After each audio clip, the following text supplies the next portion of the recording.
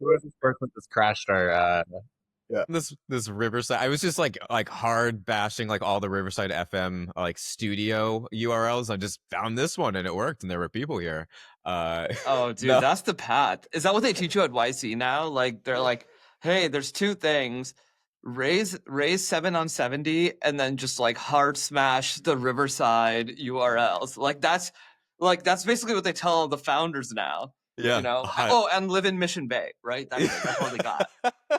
Oh, Jack, I don't know if you gave him context, but that comment's even funnier based on what you are describing, which is a perfect way for me to say, like, my name is Josh. I'm the CEO and co-founder of a company called Vector. We are a Y Combinator-backed company that does not live in San Francisco because we don't believe a majority of the hype around like a VC-backed company, but we are VC-backed, so we're like somewhat traders, but not fully. So you're like reluctantly VC backed. Yeah, and there's like, yeah, like I grew up like one of those like hackers that were just like, there's no need for VC. Like, I don't need to sell my soul to the devil. But I ended up building a company that like, yeah, money helped it a little bit. But I think we don't need as much as we used to need. Yeah, I think money is, I don't want to call it an underrated part of building a company because it's probably not underrated, but it is a helpful thing.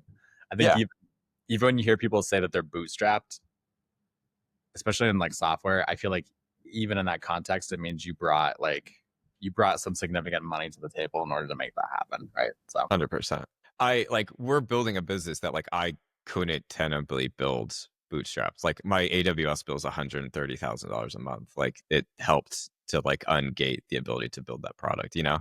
I'm just like looking up what the company does in real time. Yeah. But of all the things to be expensive for like sales software, I would not think that the software part is expensive. I would think that the CAC is the expensive part.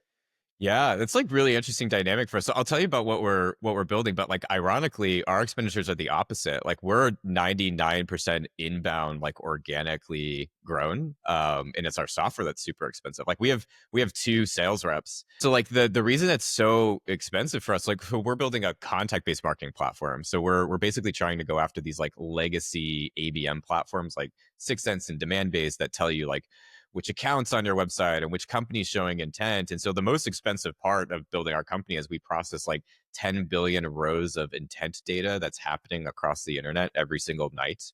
And so just like the massive compute power to figure out like who might be buying certain software or tools using this sort of like raw ad bid stream data is just like really, really expensive to do. So pitch us, man. Why Vector over 6sense? Yeah. Because it's better and it's cheaper. No, like so 6sense and Demandbase, like if you guys are familiar with that space, they sold this story for like 10 years that it's like, hey, the biggest problem in pipeline is that purchasing is happening not on your website anymore, right? And they would like go to these marketers and get them like all fear-mongered and scared of like there's the dark funnel and people don't come to your website anymore to purchase anymore. And like the solution they gave them was like account level intent, right? And like for 10 years people were like, is that even real? Like is intent bullshit? Like can we detect that purchasing is happening off our website?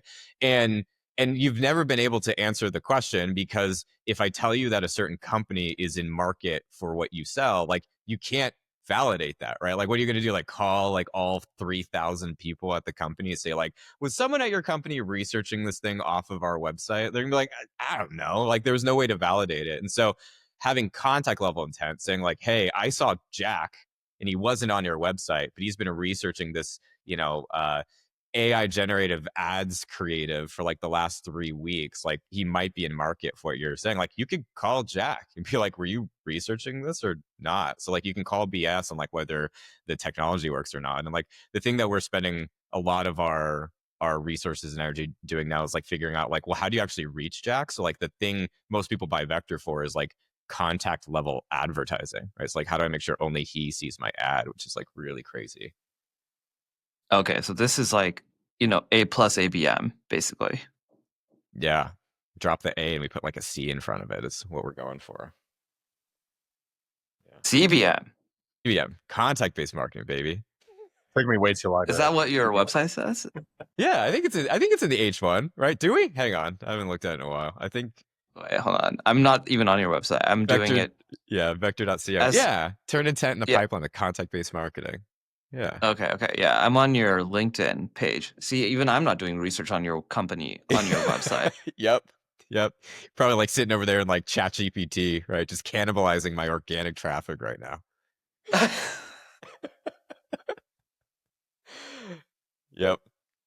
You got to do what you got to do, you know? It's like when a guest shows up to the podcast, you got to just run it live. You do what you can, you know?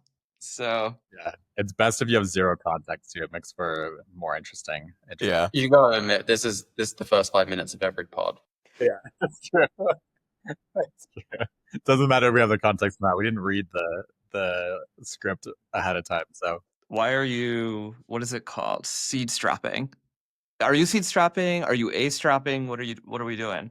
Yeah. So okay. So here's the thing that I've learned is like you don't know what's coming around the corner, right? Like we have theories of how we think we can build the company, but every time I like get to a new chapter, I'm like, oh, like there's an interesting opportunity, and like, oh, I'm gonna like change the way we think about the company. And so, like, regardless of what round we associate it to, whether it's seed or A, like, I think I fall into the state of like raise as little money as possible, right? Like, I think this like treadmill of like A, B, C, D just for the sake of it's kind of silly at this point. Like, we're aiming for profitability this quarter. Now, that doesn't mean that like we won't find an opportunity next year where it's like, wow, if we had $20 million, like imagine how much faster we could run at this opportunity. But I personally, I think this topic should be way less polarizing than it is. It's just like, what's the best thing? What's the best way to build the business in a way that makes the business as good as possible, that gets you to the outcome you're looking for, right? Like some founders, like one of my best friends, like his dream is not only to like IPO a company, but be in the S&P 500, right? Like it's not money driven. It's just like, that's the legacy of what he wants to build. And he's raised a little bit of money to do that because he thinks that's like the right vehicle to get him there. Like, I don't know. I just think it depends on what your motivation is for building a company. I don't think the capital market can meet that though. Do you think Say the more. capital markets are designed to meet that? Like, I think that founders having a clear-eyed view and being on every part of the spectrum makes perfect sense to me. I don't think the capital markets are organized to meet founders at every part of the spectrum of desired outcomes. Like I Right. mean, and this is like the US has the most sophisticated capital market in the world. Like, and what we have is banks with loans, bootstrapping, and venture. Like, unless there's a capital source I'm unaware of that is not a bank, your customers, or VCs, like, what do you do? Yeah, I think you're right. And to like further go down that track, I think capital is being massively disrupted right now. And I think that like VCs in particular are having to figure out like how do we go earlier and earlier into startups and convince them to take capital. I've seen that a lot. Like I've had PEs reach out to me, and like 2 years ago when I started the company, they're like, hey, we're just catching up, and like, we want to build a relationship with you. And once you get to $20 million, then we'll do like a PE deal, right? And those same PEs are like a year later, they're like, well, tell us when you get to 10. And now they're like, oh, you're getting close to 5. Like, that's interesting. Like, let's start talking now. Like, I think founders are able to build more with less. And I think that it's really disrupting like I think there's a lot of cash that needs to be deployed that they can't figure out how to deploy. No, sorry, I totally agree with that, but their models can't support $30 million outcomes with that. Like, No, they can't. dude, a PE fund has to deploy $400 million. They can't sit there doing $4 million triples. Yeah. That would take forever. Yeah. Like that, it would take 100 of those, actually, right? Yeah. And so, like, I'm just saying that the capital markets, like, yes, they are going earlier, and yes, they're willing to accept different things, but at the end of the day, like, the fund math is the fund math is the fund math. Like, what are they going to do? I mean, you and I are not investors, thank effing God. Like, I don't want this I don't want this problem. You know what I mean? Like, Yeah. it's a hard. I tell all my investor friends all the time, like, I don't want your problems because your problems are like really hard right now. Yeah. Yeah. And you have to remember, like, I only think about like the one play inside of like my investors, right? Which is just like, the company I'm building, can I get them to their investor math, right? Can I get them to 100 or 1,000x return that makes sense to return their portfolio? But the thing that I think is most interesting for founders is like, I don't know the answers to your question. Like, I don't understand what VCs and what these financial institutions are going to do, but I do think it's important for founders to understand those dynamics, because it's the story that they need to understand if they're going to fundraise. Right. Like, you have to be able to tell that vision. Like, we're really honest with our investors on like where we think the company can go. So we don't have to like morph too much of our story to fit into this like $1 billion IPO sort of story. But I think that's the thing that, like, especially a lot of younger founders need to understand that VC math of like, yeah, if you're going to raise, right, like the story you're gonna have to explain to them is how they're gonna return that capital. And I'm gonna guess, to your point, like, the story is probably actually only going to get harder and harder, because if the VC math is already difficult and now less companies are going down that path, right? Now it's not, how do I get you to a 50x return or 100x return? It's like, oh, we need this one company to return not only the portfolio but the next two, because so few people do this now. And people like you are making it worse. You're not even taking that much of my money. Yeah, that's not my responsibility. I have to deploy 200 million, and you're like, pick bro, a different career field. I only need 5, you know? Yeah. And I get 100x your 5, and I'm like, yeah, dude, can you please take 30 and 100x that? You know what I mean? Like, that would be kind of better. Yeah. Then, Rishabh, how do you think? Like, do you think, because your last round was way oversubscribed? Do you think that's like a tailwind that impacted that at all, or do you think that's totally disconnected from your experience? No. Everything that Josh is saying is correct. This is like exactly the problem. The exact problem is that there's an incredible amount of, there's only going to be more capital, by the way, because we have a lot of IPOs and a lot of M&A, right? Like, the same company can get M&A'd 3 times in 3 days, right? So there's a lot of capital sloshing around, right? That capital is going to go back to investors. There aren't enough public companies for them to invest in, as evidenced by the fact that every IPO has popped.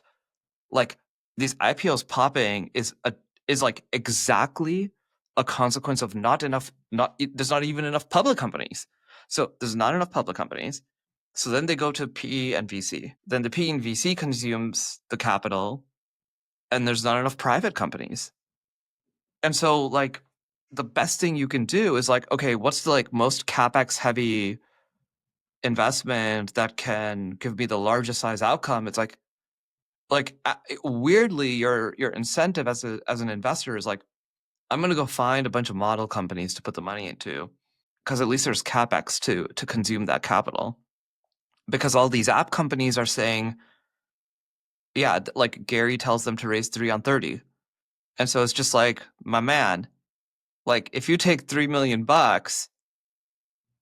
like, I can't sit here and like write, 400 of those checks. Like, my wrist hurts, So that like anyways, I think like company building right now is like stranger than it's ever been. I think like the ability or the desire for companies to consume a lot of capital has never been lower.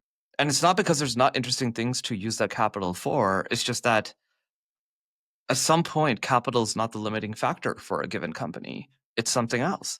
And actually, most companies right now, capital is not the limit. I mean, it sounds crazy to say out loud, and there's a lot of people who are going to get mad at me for saying this, but capital is not the limitation for most companies at this point in like the general ecosystem.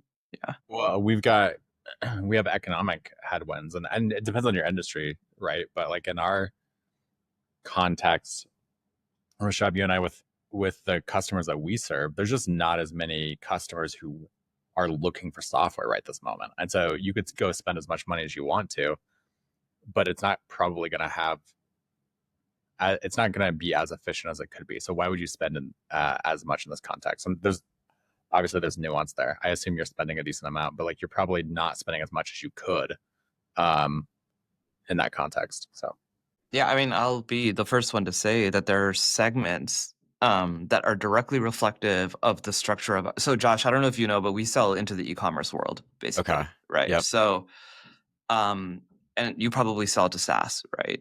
It's probably So in the e-commerce world, between a week American consumer in the first half of the year, right? And the tariff uncertainty, like a segment of e-commerce has been particularly negatively impacted, right? And so, like Jeremiah is right? Like, at least my company is called Format. We are not capital constrained in acquiring those customers, but the reality is that that's not their P0 issue. And so the cost of acquiring a given customer is like at this point so high that it's just basically not even worth it in that particular segment. And so you basically just say, okay, I'm just going to go to the other segments, right? So like we have that type of thing happening. But yeah, it just speaks to your point actually that there's a bunch of companies for whom capital is not and it sounds like yours is not capital constrained. Like you have other, whatever the constraint might be. For us, it's a market constraint, whatever your constraint is. Yeah. Well, and I think that you bring up a good point, which is, especially as technology gets a little bit easier, it's going to attract like younger renegades of SaaS founders, which like it's always been like a young person's game anyway. But I think the thing that's dangerous is taking young impressionable founders and, for example, like we went to YC, but we went to YC when I was in my 30s and my co-founder was in his 40s. Like we had served in the military, we had like been executives. Like we could differentiate like one piece of wisdom from the other. And I think you go to YC and you sort of get this sort of blind conventional wisdom of like, hey, there's going to be a bunch of hype. There's going to be demo day. You're going to raise at this and it's going to trigger your safes. And like, this is like the path that you get set on. And there's not a lot of people that are out there sort of like questioning, do I need to do this, which is really scary. In fact, the person that I was referencing earlier, my friend, he's the founder, his name's Bukhari, he's the founder of a company called Security Pal. And he actually had like a public feud with Gary Tan recently, like on this exact thing where my friend, I don't know if I can share in this thing. But oh yeah, here it is. My friend had an article published about him on like seed strapping his company. And Gary Tan like literally quoted it being like, this is dangerous and like everything's fine and dandy until like someone gives your product away as like a loss leader. And there's like a lot of honestly like fear mongering and sort of like, and here's why you should raise capital. And I think a lot of like young founders will like follow this blindly and not realize like there's this other motivation in VC math that like needs to be true for this like system to stay in place the way it is. It's also hard because even in the context of like, and this is like a not supposed to be an anti-VC take, but it may come off this way. Even in the context of like building a company to that huge exit, like if I were to say that somebody sold their company for $300 million, most people would look at that and be like, oh wow, that person's rich. But there's a lot of cases in which the founders actually walk away with next to nothing when you have like the preference tax and all of the dilution that happens and all of those things. You can build a company to a scale like that and walk away with almost nothing. And if you are like an older founder who's been around for a while and you've seen some of these things happen, you might be more inclined to be like, actually, I'm just going to own 90%, have no press stacks that are a problem for me, and I'm going to sell this thing for $30 million and walk away with 27. And in that context, like it's less pain, like there's probably less like stress to get there. Those outcomes are easier in some ways. I think probably harder in some ways as well. But like, if you have the right connections, if you know, like if you're very focused on who you're trying to sell to in that context, it's probably an easier outcome as well. And then you've got the ability to say, like, I actually feel pretty confident about like what this could turn into for me, as opposed to like you start to build at that scale and you actually don't have any idea what it's going to turn into. Like there's a massive problem with that. That said, like Rishab, I know you're there's other ways in which you can cash out money in that process, right? And there's other ways of like, and it's not necessarily always about the cash. Like maybe there's the goal, like for you, your goal is to build a unicorn basically, right? Like that it's about the journey as much as it is the destination in your context, is my perception, at least from what you said. So I think it depends on what you're looking for, but I think there are a lot of founders who are like, I don't know, like even for myself, like I spent 10 years as a founder, and granted, a lot of this is because I just didn't know what I was doing, but I had a negative net worth after 10 years of doing that. I was like, I'm done with this. I am going to like making money a like prerequisite for all the things that I do, and I'm not going to chase big outcomes in that context. I need to like actually set my family up well for success. Yeah, there's one thing that I think is important to say is in software, it is extremely unlikely that you have a $300 million sale and the founder doesn't make a lot. Just because of the way the ecosystem works, which is different than CPG, where it's mostly like growth equity investors and those people behave differently. Software investors, it is like there's this weird thing where there's like a lot of like behavior that gets sort of like self-regulated in the industry because everybody knows each other for better and for worse, right? Like for example, like Gary retweeting this tweet or whatever it is, right? But the good part about it is that there's this like belief that for mid-sized outcomes, which is like in the hundreds of millions in VC world, that actually the right thing to do is to make sure that the founder and the team are taken care of. So it's actually extremely unlikely that you have a $300 million exit and that the founder and the team are not taken care of. Because for the VC, the difference between a 2 and a 2.5x is 0. Which is exactly the issue with like the math of you either have to have a massive outcome or like, yeah, the difference between a double and a triple is very little, basically.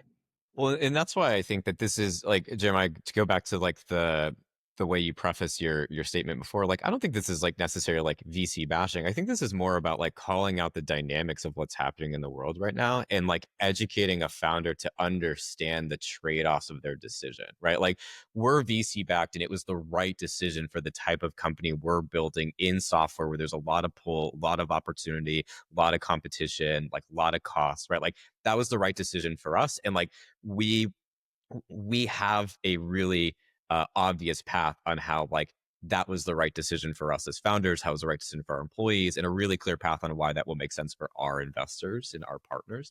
And so like again, it's not that like you can't build a good company VC. It's not like you're necessarily going to get your money taken from you. But I think, Rashad, to your point, it's just like you have to look at your industry. You have to look at like what the patterns are for VCs in that and just like make the right educated decision. Yeah. I had like a really interesting conversation, and I'm not sure if you guys had this in your companies after the windsurf, like, thing. I don't know why of all of the deals of this variety, the windsurf one is the one where people found morality about the team. Because there's been like 7 of them, right? But we found morality this time. About like taking care of the team. And so I was talking to somebody on my team and he was like, "Oh yeah, what do you think about this?" And I was like, "First of all, I think it's total bullshit that like we find morality now. Like why now? Why not the first time it happened or the second or the third or the fourth or like we had lots of opportunities to like find morality. But I also don't think it's like it is kind of unreasonable to view it as a moral issue. There are deals that are available and there are deals that are not available. And like I think that my best guess is that the CEO of Windsurf was like looking down a barrel and he's like, either I take care of 50 people or 0. That's like probably in reality what happened. It's not like 50 or 250, right? Like I don't think the 250 option existed after the OpenAI deal fell through.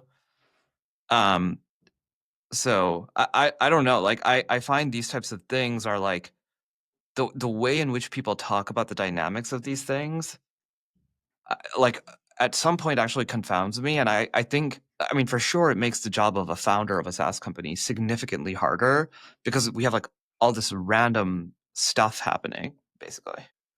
Well, I think the thing that we can all certainly agree on is like you don't understand the dynamics of something like that unless you've been in that scenario, right? Like every time, like as I've gone through my career, I've always like cursed up at the person above me, right? It's just like, oh, like you don't know how hard it is to pick people in a layoff until you've had to lay people off, right? You don't know how hard it is to like cut budgets until you've been asked to cut budgets. And like majority of society does not know like the pressures that CEO and founder was and the dynamics he was probably dealing with. And so it's very possible, to your point, that like, yeah, maybe like he knew the dynamics of the company were not looking good. And like this was the only outcome that had like anything positive come out of it. To me, though, it comes down to like, what was the expectations and the way that CEO is communicating to his team, right? Because like that to me is more interesting. Like I'm really honest with my team of like, here's the outcome I'm trying to get you all to, right? Like I'm going to try to get this to like a selfless journey. If all of a sudden I go do what that CEO did, like they have the right to be mad at me, right? Because I set a lot of bad expectations. This is like how, when reality like hits you in the face, right? Like when reality hits you in the face is like you as CEO know like truly like, hey, what is like the likely outcomes here for this company? Like let's just say we're fast forwarding 3 years in the future and there's like a bunch of different paths, right? And you're just like, oh my God, like the expected value of path 2 and path 3 is like, I'm not sure I'm going to be able to deliver an outcome for anyone. But all of a sudden, SalesLoft, because they bought Drift and loved me, is like willing to buy me and my top 10 executives. Like, what do you do? You know what I mean? Like, that's like close to the reality of like what happens in practice in these situations. And here's the other part that most people don't appreciate. And I was like trying to tell this to the person on my team. I think even worse than the acquired company. So like the person getting acquired, all of these deals have now taught acquirers that they can do this. And this is the bigger issue that most people don't get. It's like, oh, like Varun, he like left his team out to dry. I'm like, dude, you don't get it. Like the M&A team at Google said, here's the deal, because they've done it once before, right? Like literally the same team has done this exact same deal once before, and they're doing it again. And they're telling the whole market that this type of deal is possible. But no one on Twitter was mad at the M&A team at Google. No one. No one found morality about that. They found morality about Varun, like this poor 28-year-old CEO who's like probably doing his best. I don't know the guy, but like my guess is that's what's going on. Yeah. Yeah, I think it all comes down to the nuance, right? If you're right about the ship that they were on and the options in front of them, then yeah, the guy should have some slack, right? The way the world is perceiving it, because they don't have that nuance. And frankly, we don't know if you're right. Like we don't know what the outcomes there were, right? So everyone just always assumes like the company was doing well. Like he could have taken care of all the other employees, but instead he only looked out for himself, which like I get why people knee jerk to that. But I think your point is like there are nuances in this that like probably all of us and society definitely doesn't understand. I think all that is true. There's also the option that you could just write it out with your team if you want to and see what happens. Like that is like that is still on the table in his context. I'm not saying he should do that, but I am saying like I think that some leaders will still do that, right? Like they'll still choose that path of like I'm not going to look out for myself. I'm looking out for what's best for the team, what's best for the company, and I'm going to go down with the ship, for lack of a better term. And there's at least like a respect in that. If you go that route. But to be clear, I'm not saying that was the path he should have taken. I have no idea what the options looked like. And I can't even like, let's say he thought he had a 30% chance of success, whatever success is measured at in this context. You've got a 100% chance of whatever's in front of you being a success. I don't blame somebody for taking the sure thing in that context either. So, especially when you have nothing. And I don't know what his financial situation looks like, but yeah, it is interesting. I think I have the unpopular like opinion here, which is like, again, we don't know what the details of the company were, but like Jeremiah, I would do what you just described. Right. And I think that I think a lot of people rightly would look at me and be like, dude, you're basically saying you would leave a good outcome on the table, right, in order to write it down. But again, this kind of goes back to like where I started, which is like every founder has a different rhyme or reason for why they started their company, right? For some, it's like individual wealth, which like, again, logically is like the thing that's easiest to resonate with, right? But like the company like that I'm running, right, it's like majority of my investors were like my bosses, right? Like the people that gave me money were like out of their own like personal like wealth that they built my career, and then they invested in my company. Some of the people on my ELT were like some people, like folks that like I mentored and mentored me, and now they're helping me build this company, right? And so for me, there are considerations outside of my wealth where I'm like, fuck, like if I have a 10% chance of making them wealthy or a 90% chance of making me wealthy, like I'm going to go for the 10%, as like illogical as that might be, right? That's just a motivation for me and why I built the company. But Rashad, I get your point, which is like, yeah, like fuck, if you can't protect them all, like protect some of them, right? Like it's hard. It's a real moral issue on both sides of it, I think. And then if you do turn down the sure thing, Yeah. tell everybody about it. Yeah. Like, Yeah. Yeah. I stuck it out with you. I made sure that I'm taking care of the team. Yeah. Tell the market, tell your team, make sure Yeah. that everybody knows that you're committed and you're in it. Yeah. Yeah. Before you like buy like a different house and a new car. And they're like, actually, I think that guy took a secondary on that shit.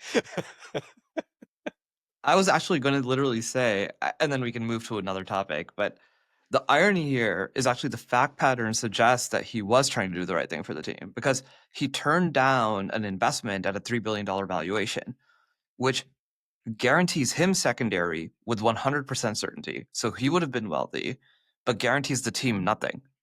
Okay. Yeah. Then he tried to instead, he chose an acquisition at a $3 billion valuation at OpenAI, like literally a week after, which guarantees the team a lot and him actually nothing, because he has to wait for OpenAI to exit. And then he landed the plane. And so like the fact pattern, if I mean, like, again, at this point, like there's always more nuance than you ever know. But I just think that the problem is that on Twitter, what plays is this person is now wealthy and other people around him are not. Like the reason the Google M&A team got no press in this whole situation is because no one on the Google M&A team is like walking away with $100 million for like structuring this deal where they carved out only a piece of the company. Well, now you're pointing to just like a larger problem in society, which is like nobody reads the damn manual, right? Like it's like, do you support this bill or not? It's just like, I'm just gonna support whatever side like I generally resonate with. And it's like, well, did you read what's in it? It's like, nah. Like I just saw someone else write this thing and now I have this opinion, you know? Like at least you've done your due diligence, right? You've seen some of the other patterns of like, hey, he turned down this and he did this. At least it's like fact based, right? Versus me over here just being like, no, he's an asshole, right? Because he fucked his team. Like based off nothing. I don't know anything about the guy. It's a bizarre conclusion to land on, right? To moralize it when every party was transacting consensually. They were choosing to make these choices. And then to finish with, oh, well, people were harmed in it. There was an outcome that I think is bad, right? Well, those employees were continuing to transact with the business in a way that they were consenting to, right? I don't think that it makes much sense to moralize it. I will say though, if I was an employee at that company, I would feel some way about that. So I don't know, like yeah, especially if you got stock options, all that kind of stuff. Like you bought into a specific vision and leadership and all of that, and then they just get paid and you get nothing. I don't actually know that that's the case. I haven't looked at any of this at all, to be clear. Like I'm aware of the headlines, but I haven't dug into any of the details. But if there was a situation where that happened, where something like that happened to me and I got nothing, I would not feel good about that as an employee. Yeah, dude. I don't know, man. Feel like people always have feelings. Like I'm just like you remember when Mailchimp he sold his company and people had feelings about that, and he was like, you took the job without stock because like I paid you an amazing salary.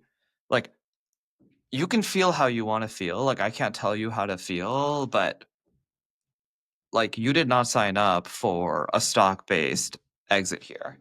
Yeah. Well, but that would make sense, right? Because like he's basically saying like you took the job, you knew there was no equity. Now you're mad that like the equity was worth something and I owned it all. Whereas like I'm not sure, Rashad, if you brought this up as an example because you're looking at my LinkedIn. Like I was at Drift when they got bought by Vista and then later sold to SalesLoft. And like the difference is like they accepted that job without it. Every company that gives equity, like the HR, like hiring manager sits down with a little fucking spreadsheet, right? And they say like, here's your equity. And when we hit these milestones, here's what it's going to be worth, right? And as much as we all know that is a guess and a bet and there's risk in it, most employers sell it as a compensation lever, right? They don't say like it is a meaningful part. Like I've been in like negotiations where it's like you get to pick one, we can't move both. Do you want more equity, do you want more salary, right? Like we're putting it on the same level. And so again, it's never a promise, but there are certainly companies that do worse about like making it feel like we kind of owe you this, right? And when Drift sold, and like I remember sitting, in the internal all hands, and all of the early employees were like super excited. David Cancel and Elias Torres were like super rich, and I remember there being this moment where some of us like mid-level or mid-stage employees were like, well, what does this mean for us, right? Like are we converting? Are we exiting? And there was kind of this moment of like, shut up, like this is an exciting moment, don't ask questions. And I'm like, but I want to understand, like, did we get to the promise that we're at? And fun fact, like not for me personally, right? I was on like the side of Jeremiah where I had some feelings about like what the result was, because it was better for the deal makers in the room than it was for some of the employees. So but like you said, it's what you sign up for. Yeah, dude, totally. And now you're running your company the way you are because of those experiences. Yeah. Well, that's the thing, is now you're thinking about it. Like this was my situation as well. We sold very early, so we never got to a point where like where the equity would have ever made sense. We sold super early, but we literally looked at it in terms of like, okay, let's make sure that we're issuing shares at a low enough strike price that there's potential for there to be an outcome, and trying to think about like the ways in which an employee would get something in this context. And when we sold, the people who were shareholders, they were actually underwater, because we sold the business before, like we went to market and we got an offer, and we were looking at raising money at the time. And so it just made sense to basically change hands and move forward with the business. So everybody was technically underwater, but we still took care of everybody. And it wasn't a lot, like there wasn't a lot of money in the pool, but everybody got something in that context, right? Yeah.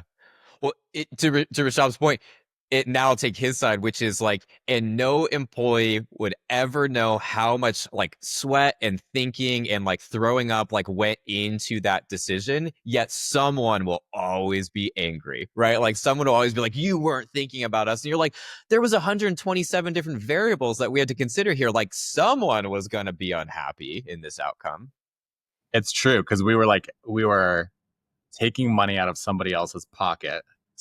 All of us really basically who legally were owed the money, had to say, yes, we'll take money out of our pockets to distribute to other people who don't legally get anything. And yeah, there's conversations that have to happen in that context where it's like, okay, well, what does that look like? How much do you give away? Whose is it? Like, yeah, it's hard stuff. You know what's funny, Josh, is I don't know why we say blood, sweat, and tears when in reality it's usually vomit. It is vomit. It's always vomit. It's always fucking vomit. Yeah. Like as soon as you said that, I was like, it's funny. Like I've never had blood, sweat, or tears about it, but man, have I had vomit about the stuff. So. Yeah.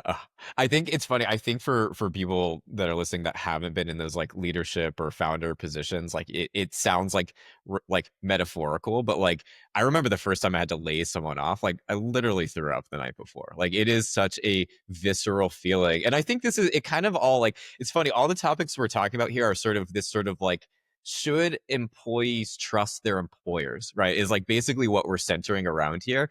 And what people don't understand is like almost always the person on the other side of the table delivering the news, good or bad, feels as shitty as you receiving the news, right? Whether it's like a layoff, whether it's like an equity thing, like yeah, like again, I kind of like have pivoted my position here. Now I'm on your side, Rashad, which is like this guy probably felt like shit no matter what the decision was, right? And he probably had a ton of logic on like why that was the right thing for him and the team that got rewarded as a side effect of it. And talking about the nuance thing, there's nuance in like the actual circumstances and all that kind of stuff. As somebody making those kinds of decisions, there's nuance in your own thought. You're constantly going in circles around like, okay, well, what about this factor? What about that factor? What about this? And you oftentimes are coming to a decision where it's very rare that I make a decision with 100% confidence in that decision, right? Like I'm going to make that decision and commit to that decision.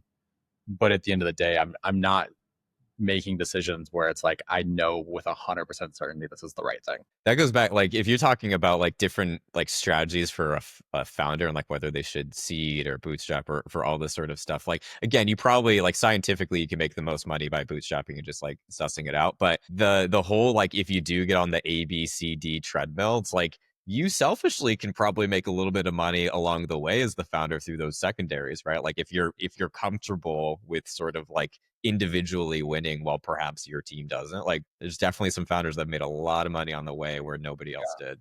And is that there's limits to that. But I will say, as somebody who's been a founder who is struggling to pay their bills, having like I actually think that founders should there's a lot of VCs I think push this idea of like, oh, you should be hungry, you'd be as hungry as possible until you get to the exit.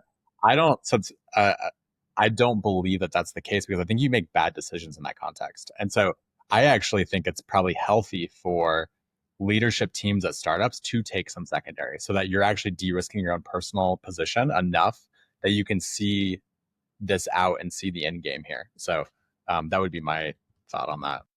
Yeah, I'm both internally open and externally open that I think secondary is good, and not only will I take it at every opportunity, but I think that I will try to make it as available as I can given the like our B was oversubscribed, like Jeremiah mentioned.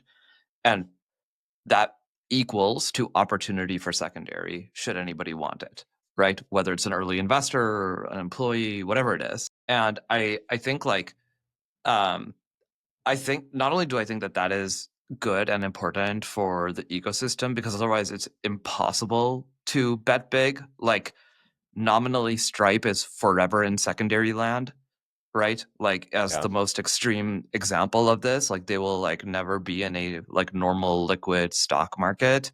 They're just like secondarying their life now. And so I think that that's like one extreme. But it suggests that it's like not only possible but healthy, right? Gilly Renan, who's like one of the best investors on the planet right now. Do you know this VC fund called Cyberstarts by any chance? Probably the best VC, so probably the best seed stage investor on the planet. He started his fund like 10 years ago, or like maybe a little bit less, and I think he's had 8 companies that are unicorns, one of which was Wiz. And I think like his total portfolio value, I mean, Wiz obviously is like half of it, but I think his total portfolio value is like 60 billion out of like, yeah, it's like some ridiculous math. But the number one thing he did 10 years in is start a $300 million secondary fund. And it's like literally for as these companies are like going for big outcomes, he knows he has to provide liquidity to the people who work there. Yeah. I don't know why it's like and I'm hoping like it used to be really frowned upon. I think VCs have slowly started to realize it's actually smart. I think it was one of the HubSpot founders, maybe it was Brian or something. Like he said like the secondary he took at like B or C was like the worst financial decision he had ever made, but the best company decision he had ever made, right? Because just it takes all that pressure off. And I think, by the way, VCs are smart enough to understand why you're taking a secondary, right? Like if you're taking a secondary to say like, hey, I want to pay off my mortgage, it'll allow me to think clear, allow me to take care of some people, right? Allow me to like operate the rest of the business. Like they can tell if that's true versus if all of a sudden you're like, dude, I want to take secondary because I feel like I like a bunch of it Nvidia like shares would be like really fucking dope right now. And they're like, oh, so you think that like the investment in that is like better than the one you're taking off the table? Like they know if it's because you're like trying to get yourself out versus like create stability in your mind and like lock into the next chapters of building the company. And total amount matters too, right? It's like if you take out a few million in secondary, you're probably not trying to like get yourself out of the business. If you're like, give me $400 million, that's it, right? Yeah. You're done at that point. Yeah. I will say there's one situation, I'm going to get flamed for doing this publicly, but there's one situation in which there was a company I wanted to invest in their seed round, and then I got the docs, and it was a secondary. And the founder was taking a secondary in the seed round, like literally at company formation. And I was like, Now I don't know how to feel. Yes. Like I'm super pro secondary, but in the seed round, I'm like, man, even like I'm hyper aggressive, and even I was like, man, like this is a different game. Like, I'm gonna tap out. Like there are games that even I can't play. That's interesting. Do you know like how much they were looking to get off that secondary? I do. Dude, any more information than what I Yeah. said Yeah. is going to make it easy to like. There's enough people who listen to this pod who I am confident will be able to figure out who it is. Yeah. We'll not ask any more questions about that then. But yeah, it does feel like you should, as a founder, you should have some skin in the game as well. Like you need to have some evidence that you can continue to carry it, would be how I would think about it if I was an investor as well. What is your opinion on like the YC advice of like minimize dilution? Because that general, I mean, I know enough other YC founders that I know that is like the number one advice that is like being passed around. And I'm curious how you think about that. Depends on like how deep you like dig into it. Like I think of like the midwit meme a lot, which is like if your goal is to raise the minimal amount that you need, like that's fine advice, right? Like don't raise for like the crazy sake of it. I think that advice of like raise the least you need is slightly different than like optimize for dilution, right? Optimize for dilution is a little bit more of this like VC overlordy, like again, YC is like on our cap table, and so we have a ton of respect for like what they allowed us to unlock. But like we all understand like what YC represents, and like I don't know, does that make sense? Like, do you know what I mean by like there's a difference between like optimizing for the cash you need versus yeah. Actually, this is precisely my problem. Yeah. My precise problem is that people are optimizing for dilution over other variables. So at the same cash, like I'll give you an example, a different deal. I know the founder, and he was optimizing for dilution over fund and partner. And so he chose, because the other firm and partner were willing to give a higher price, even though I know that firm and partner are like not going to be as good long term. Because I know all of the firms and partners he was talking to in this context. So he like prioritized dilution over firm and partner for the same dollars in. And that I think I'm like, where is this coming from? Like, yeah. So You know where it's coming from. The the big logo out in YC, but yeah, it's really strange, and I think it's like it's an over optimization. And if you're comparing like dumb money to dumb money, like sure, like valuation in, right? But it's so easy. Like I look at our cap table, right? And there's some folks on there that I'm really thankful are there, but there are others that I'm like, wow, you've opened doors for us. You've like changed the way you've been strategic, right? You have experience in the space we're building, and there's all these other variables where, yeah, I think to your point, VC in a lot of founder mentality, especially coming out of these like large accelerator programs, like VC is not looked at as a partner. It's looked at as like a required step of like, yep, you're gonna go do that thing and like be damned who it is. And like it's even in the psyche of like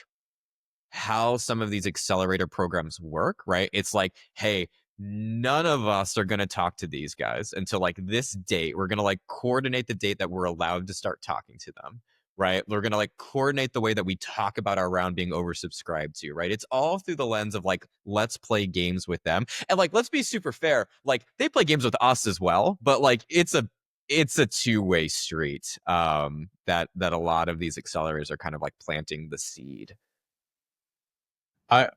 One interesting question I have for both you, since you've taken VC funding, I kind of look at higher valuation as being as potentially limiting optionality in your business. Which if your plan is to just raise, A, B, C, D, E, F, whatever, like that probably doesn't matter as much. But like for you, Josh, like that's one thing I think about is like, okay, if you raise money at a $10 million valuation versus a $20 million valuation, that $20 million valuation reduces your optionality potentially if you don't hit the milestones that you're hoping you hit. So that's, I don't know. I'm curious what you two think about that, because I almost think I'd actually prefer to take cash at a lower valuation.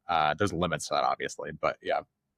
Yeah, I'm curious. Like Rashab is more experienced, sort of further down the track than I do. I've only bootstrapped one and sold it, and now I'm in my first like VC backed. But like to me, there's always two questions. It's like, am I going to need to jump through another hoop?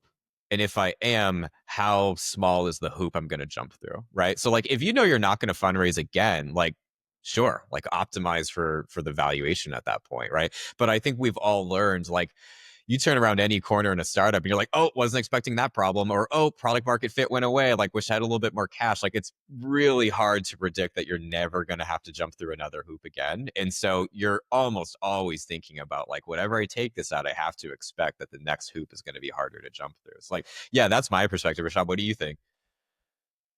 Yeah, I roughly agree. I think you should never price maximize, which is why this like minimize dilution thing is like crazy to me. I think you should partner maximize and cash maximize. So, like, I think if you think you need X to hit the next milestone, raise 2X because you're wrong. And if you think, and then you should just partner maximize precisely, Jeremiah, because actually the thing that limits optionality is not your valuation. It's whether or not that partner is going to be supportive to the outcomes that are available to you at that point in time, because we all know that like shit happens, right? Like let's just say you like I'm gonna make up a story, right? Like let's just say somebody raises some insane round at like $1 billion valuation, right? Like some AI lab something. Okay. And so they put in like 100 million at like $1 billion valuation. And it's like Google comes knocking and it's like, I'm gonna pay you 500 for it. Like the fact that you raised at $1 billion valuation is not actually it's that's not going to be the issue. The issue is going to be like, does the partner get it? So Correct. Yeah. Is the partner actually going to? Because the partner may be okay with that outcome. all right, guys. Well, this was fun. Was this the topic for today, or did I just completely derail what we were supposed to be talking about, or you guys were supposed to be talking about? We didn't touch on any of the topics, I don't think. Yeah, it was fun. Well, thanks for having me. This was fun anyways. Josh, I have one question before you go. What is the goal for Vector? For us, all right, here's like a little bit of the political answer, right? We know we have to balance this because we are VC backed, which is the thing that continues to surprise me is it goes back to like jumping through the hoops. There's always more hoops than I thought there was going to be, right? When I started the company, I was like, man, wouldn't it be sweet to make like $10 million? Like, let's exit as soon as we can, right? And for some bootstrap founders, like that's the perfect outcome. Like optimize for yourself, right? I'm at the stage of the company where it's like, man, like I can see this getting to $100 million. I can see us building $1 billion company, right? And of course, like selfishly, I need to figure out like how to optimize for me and my family and my employees. But like, I do see a really big opportunity in front of us. Like we're going super deep into like ad tech right now, which is like, guys, you want to talk about like wasted money and big dollars? Like advertising is where it's at. Like B2B advertising alone is like $40 billion. Like we got the guys on this call that know all about that. Like there's just so much opportunity in that space. So like we're going big. Like I've never been the CEO that like points to left field and says like I'm about to hit a home run out of here, but like I see the ballpark we're in, and I think there's some massive opportunities to run around the bases. I love that. All right, man. I'm gonna get my marketing team to take a sales call with you guys. This was amazing. Let's do it. Great to see you guys. Thanks for having me. Thanks so much.